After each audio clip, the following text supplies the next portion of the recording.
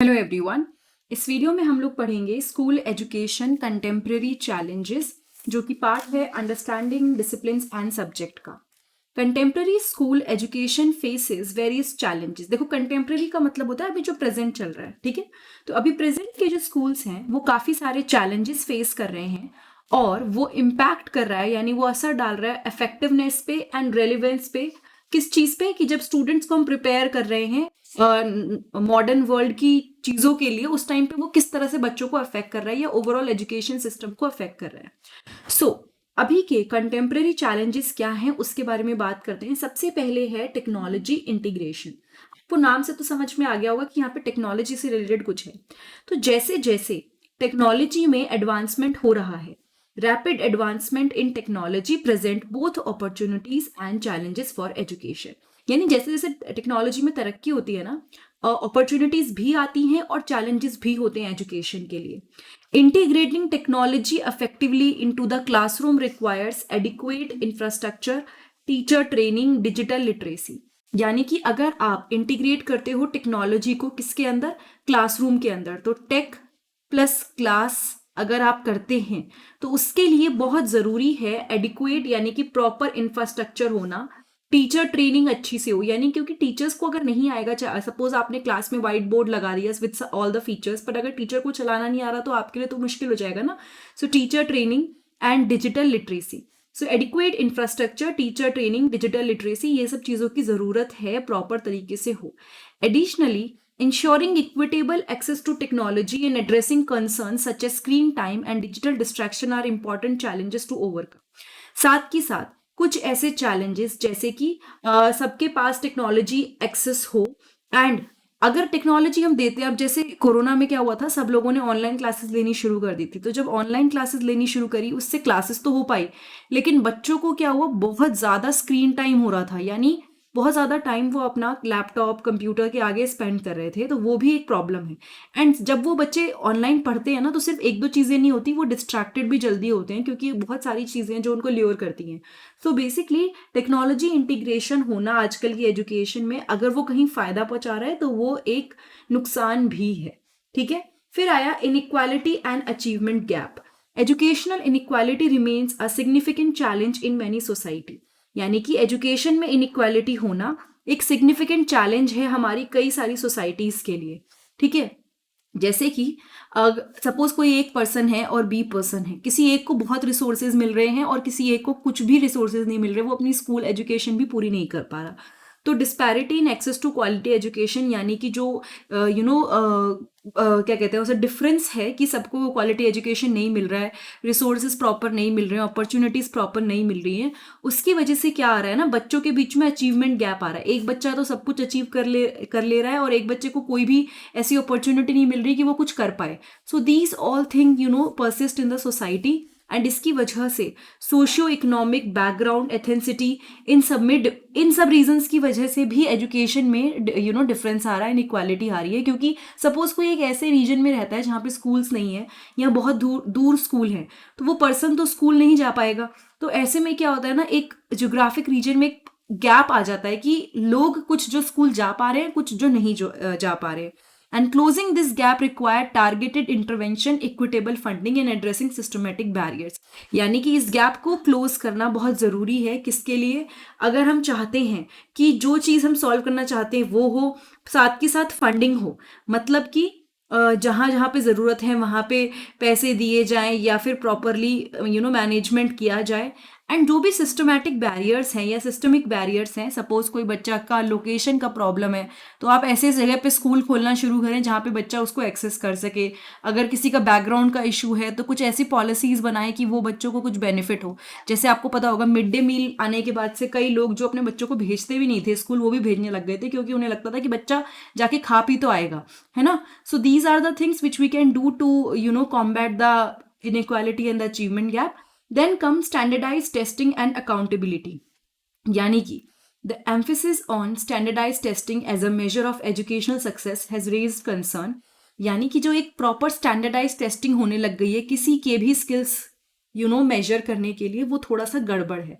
Critics ये argue करते हैं कि इससे करिकुलम नैरो डाउन हो जाता है और इसका मतलब केवल ये निकलता है कि पढ़ाई हो ही इसलिए रही है कि किसी तरह से टेस्ट हो। तो teaching to the test approach, तो इसे मतलब बच्चे का critical thinking, problem solving develop हो रहा है नहीं हो रहा है, लेकिन बच्चा ये सीख गया है कि हमें टेस्ट देना है इसलिए पढ़ना है।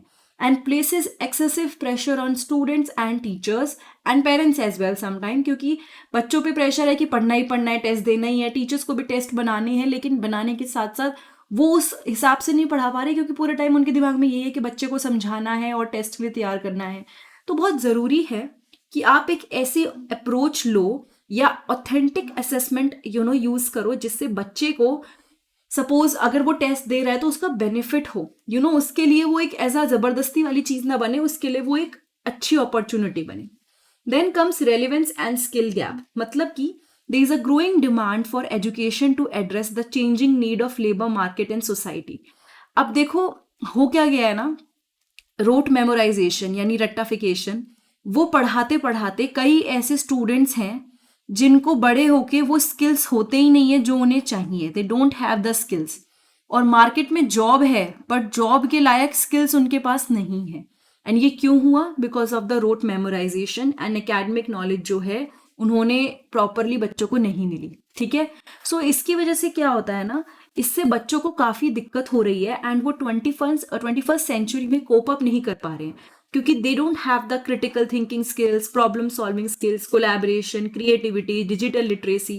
एंड हमारे जो ये स्किल्स हैं इसको करिकुलम में डालना बहुत ज़रूरी है क्योंकि ये बच्चों, ये ना मतलब जिसे कहना चाहिए, ये एडुकेटर्स एंड पॉलिसी मेकर्स को इसका ध्यान रखना पड़ेगा और प्लस उन्हें दिमाग में ये रखना है कि किस तरह से वो चीज़ों को ऐसा बनाए कि बच्चा लर्न भी करे, स्किल्स भी डेवलप। फिर एक प्रॉब्लम जो और देखने को मिलती है that is diverse learner and inclusion. Education system को एड्रेस करना है क्या चीज? Need of the diverse learn. एक क्लासरूम में एक ही तरह से पढ़ा के आप सारे बच्चों को चीजें नहीं सिखा सकते हैं, आपको एटलीस्ट 2-3 स्ट्रैटेजी तो अप्लाई करनी पड़ेंगी क्योंकि बच्चों का लर्निंग स्टाइल अलग अलग होता है। So education system need to address the need of diverse learner, जो अलग अलग लर्नर्स हैं उनकी नीड को एड्रेस करना जरूरी है। इंक्लूड करना है students with disability, those from different cultural backgrounds and those with varied learning style, यानी कि वो बच्चे जिनको कोई भी डिसेबिलिटी है, कोई प्रॉब्लम है, जिनका कल्चरल बैकग्राउंड अलग है, जिनका लर्निंग स्टाइल अलग है, आप इन सब बच्चों को इंक्लूड करके रखोगे एंड आप इंक्लूसिव एजुकेशन प्रोवाइड करोगे। इसमें क्या होगा ना, आपको ऐसी अप्रोचेस अपनानी पड़ेंगी जिससे हर बच्चे को चीज़ें समझ में आए। जहाँ ज़रूरी है वहाँ आप सपोर्ट सर्विसेज दो, ये बहुत ज़रूरी है, ये भी चैलेंज है, मिल नहीं रही है ये चीज़ें। एक positive and inclusive school climate develop करो, ये भी नहीं मिल रहा जो ज़रूरी है। कल्चरल कॉम्पिटेंसी एडुकेटर्स के बीच में आपको डेवलप करनी है, ये भी नहीं मिल रहा है एंड दिस इज ऑल्सो मतलब important. So this all is the diverse learning and inclusion. फिर आते हैं मेंटल हेल्थ एंड वेलबींग पर। मेंटल हेल्थ एंड वेलबींग के हिसाब से बहुत ज़रूरी है अवेयरनेस फैलाना मेंटल हेल्थ को लेके, बच्चों को लेके। आजकल क्या होने लग गया है ना, बच्चों के अंदर काफ़ी सारी प्रॉब्लम्स इसलिए होती हैं बिकॉज उनको कोई ना कोई दिक्कत हो रही होती है बट कोई समझ नहीं पाता। तो स्ट्रेस आजकल एक बहुत मेजर प्रॉब्लम है, अच्छे मार्क्स लाने हैं, अच्छे कॉलेज में जाना है, ये करना है, तो वो सब की वजह से स्ट्रेस डेवलप होता है। एंजाइटी बच्चों के अंदर होती है, कई बार स्कूल में बच्चे बुली हो रहे होते हैं पर बता नहीं पाते किसी को, तो इस चक्कर में उनकी मेंटल हेल्थ खराब होती है। एंड कई बार उन्हें सपोर्टिव इन्वायरमेंट नहीं मिलता जो घर से चाहिए या स्कूल से चाहिए, घर पे उनको वो सपोर्ट नहीं मिल रहा जो उनको ज़रूरत है and these all lead to the problem in mental health and wellbeing. ठीक है, अब इसको कैसे कॉम्बैट कर सकते हैं? एडुकेटर्स, काउंसलर्स, स्टेक होल्डर्स जितने भी हैं, साथ में पेरेंट्स या जो भी स्कूल के मेन लोग हैं, मिलके कोई ना कोई सोल्यूशन निकालें इस प्रॉब्लम का कि कैसे हम चीज़ों को सॉल्व कर सकते हैं। जैसे मैं आपको एग्जांपल देती हूँ, पहले इस कॉलेजेस में रैगिंग होती थी, अभी भी होती होगी, तो सीनियर्स बच्चों को आके they used to tell them कि ये करो वो करो, तो पहले वो मजाक की तरह शुरू होता था लेकिन बाद में वो इतना सीरियस होने लग गया कि बच्चों ने सुसाइड करने शुरू कर दिए and that was very bad. तो कई सारे स्कूल्स ने ये रूल बनाया कि नहीं, रैगिंग करनी ही नहीं है स्कूल्स में, कॉलेजेस में सॉरी। तो ये चीज़ अब policies I time to time, तो चीज़ें ठीक हुई, तो बच्चे डर के मतलब डर, फियर ऑफ, जो उन्हें डर था ना कि हमें ये हो सकता है, वो ख़त्म हो गया उनका। तो ये सब चीज़ें ज़रूरी हैं कि जो लोग ज़रूरी पार्टिसिपेट करते हैं वो लोग मिलके कुछ ऐसे रूल्स रेगुलेशंस बनाएं, पॉलिसीज बनाएं या कुछ ना कुछ ऐसी चीज़ें क्रिएट करें जिससे बच्चे को सेफ फील हो। Then come global citizenship and cultural awareness. In an interconnected world, education must prepare students to be globally competent and culturally aware. अब आजकल ना हर एक चीज एक दूसरे से कनेक्टेड है। आजकल आप यहाँ बैठे बैठे एक सेकंड में किसी ऐसे बंदे से बात कर लोगे जो कि बहुत दूर बैठा है, यूएसए में बैठा है या कहीं और बैठा है। तो क्यों हो पा रहा है? Because of the global connectivity. लेकिन इस सब की वजह से ग्लोबल कॉम्पिटेंसी भी बढ़ी। मतलब आपको भी अपने स्किल्स को, अपनी चीज़ों को ऐसे डेवलप करना है कि आप एक ग्लोबल लेवल पे चीज़ों को हैंडल कर सको। सो हमें समझना होगा कि दूसरों के कल्चर हैं, दूसरों के जो इश्यूज हैं, या फिर हमें दूसरी लोगों के लिए एम्पैथी रखनी होगी। सो प्रमोटिंग अंडरस्टैंडिंग, एम्पैथी मतलब होता है दूसरे की जगह अपने आप को रख के देखना, एंड रेस्पेक्ट करना डाइवर्स कल्चर के लिए। अलग अलग कल्चर के, रेस के लोग होते हैं, आपको सबको रिस्पेक्ट करना है, सबके पर्सपेक्टिव्स को समझना है। सपोज कोई एक कल्चर है तो ये नहीं कि हमारा ही कल्चर अच्छा है, बट द थिंग इज आपको सामने वाले के कल्चर को, चाहे आपको अच्छा ना लगे, बट समझना पड़ेगा कि ठीक है उनको ये पसंद है ना। ग्लोबल इश्यूज भी क्रूशियल हैं जिनको समझना पड़ेगा। एंड आपको अपने सिटीजनशिप स्किल्स जो कि ग्लोबल लेवल पर हैं। आप मतलब इंडिया के तो आप ठीक है, मैं अगर ऐसा पढ़ा रही हूँ आपको एज एन इंडियन, या आप जिस भी कंट्री से हैं, तो मैं अपने आप को एज ए इंडियन बोल रही हूँ, तो मेरे स्किल्स या फिर जो भी मैं हूँ एक इंडियन सिटीजन हूँ, लेकिन मैं ग्लोबल लेवल पे मेरी क्या रिस्पॉन्सिबिलिटी है। मैं अगर वेस्ट नहीं फैला रही हूँ, मैं अगर एयर पोल्यूशन नहीं कर रही हूँ, तो मैं केवल अपने देश के लिए नहीं, मैं सब ग्लोबल लेवल पे चीज़ों को सोच रही हूँ। So developing global citizenship skills and incorporating international perspective, यानी कि सब लोगों की क्या राय है, उसको करिकुलम में लाना एक चैलेंज हो सकता है। ज़रूरी है बट चैलेंज हो सकता है। हमारे करिकुलम में हम पढ़ रहे हैं, लेकिन आजकल क्या करते हैं लोग, बाहर से जो चीज़ें हैं, स्टेम लर्निंग जैसे बाहर का कंसेप्ट था जो इंडिया में आ गया, एंड अभी कई लोग अप्लाई कर रहे हैं, बहुत सारे एक्टिविटी बेस्ड लर्निंग पे फोकस हो रहा है, लेकिन उसको करिकुलम में इम्प्लीमेंट करना बहुत डिफिकल्ट भी है और टाइम टेकिंग भी है और रिसोर्सेज भी चाहिए। प्लस कई लोग शायद कहेंगे नहीं हमारा तो ऐसी ट्रेडिशनल मेथड से पढ़ाई होती है, तो कई लोग इसका विरोध भी करते हैं। सो ये सब चीज़ें आजकल एक चैलेंज है जिसको फेस करना बहुत ज़रूरी है। Then comes teacher recruitment and professional development. आजकल ना टीचर्स को रिक्रूट करना एंड जो क्वालिफाइड टीचर्स हों जो रोल के लिए ठीक है, वो भी ज़रूरी है। तो होता क्या है ना, अगर हम देखें तो कई बार आजकल टीचर्स की इन सर्विस ट्रेनिंग कई जगह होती है, कई जगह नहीं होती। तो टीचर को भी तो अपने स्किल्स डेवलप करने की ज़रूरत है ना। पुराने तरीके से आप कितने साल पढ़ाएंगे।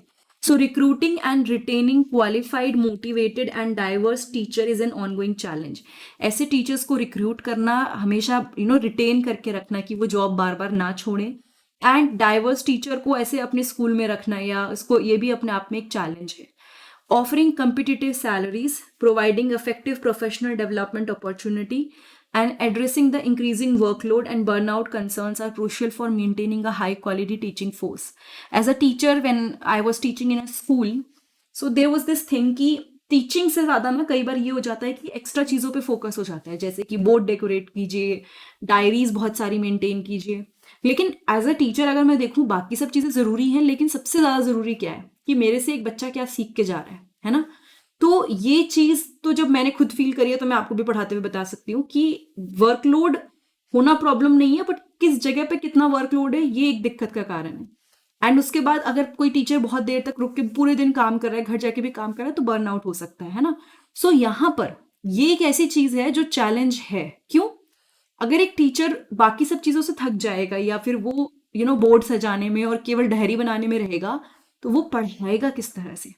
फोकस होना चाहिए कि काम बढ़ाइए, लेकिन टीचिंग पे, टीचिंग को कैसे इंटरेस्टिंग बना सकते हैं, टीचिंग को कैसे इनोवेटिव कर सकते हैं, क्लास में और क्या नए एक्सपेरिमेंट्स कर सकते हैं, that should be the main goal. So यहाँ पे ज़रूरी है। प्लस ये सब चीज़ें देखने को मिलती हैं कि रिक्रूटिंग करना, फिर अगर कोई अच्छा टीचर है, कम सैलरी मिलेगी, तो obviously they will go to some place जहाँ पे उन्हें लगता है कि थोड़ा सा उनका करियर बेटर हो सकता है। तो all these challenges are in the contemporary education system. लेकिन एक बात याद रखनी है कि ये चीज़ें थोड़ा बहुत सेटल हो सकती हैं, सॉल्व हो सकती हैं with the help of educators, policy maker, parents and community. सबको अपने अपने लेवल पे थोड़ा एडजस्ट करना पड़ेगा और थोड़े से चेंजेस लाने पड़ेंगे, इनोवेटिव होना पड़ेगा। So this was the whole video about the school education contemporary challenges, understanding discipline and subject का पार्ट है ये बीएड का। ये वीडियो अच्छी लगी तो फटाफट से वीडियो को लाइक करके चैनल को सब्सक्राइब कर लीजिए, बेल बटन प्रेस कर दीजिएगा, प्लेलिस्ट जरूर चेक कीजिएगा। मैं हमेशा सबको बोलती हूँ क्योंकि प्लेलिस्ट में मैंने बहुत अच्छे से वीडियोज अरेंज करी हुई हैं, आपको ढूंढने में बिल्कुल मेहनत नहीं लगेगी। एंड साथ के साथ अगर मेरी किसी भी वीडियो से आपको बेनिफिट हो रहा है एंड आप कुछ करना चाहते हैं, नीचे डिस्क्रिप्शन बॉक्स में एक लिंक है जिसको यूज़ करके you can buy me a book and it is up to you how much you want to pay. And अगर कोई वीडियो नहीं मिल रही है, कोई डाउट है, तो ज़रूर कमेंट कीजिएगा। मैंने बहुत बार ऐसा करा है कि बच्चों ने लिटरली कमेंट किया है कि ये वीडियो नहीं मिल रही है और मैंने उसी दिन या उसके अगले दिन वो वीडियो बनाई है। सो कमेंट ज़रूर कीजिएगा अगर कोई टॉपिक आपको नहीं मिल रहा है तो। Thank you so much, have a nice day, I will see you next time in the next video.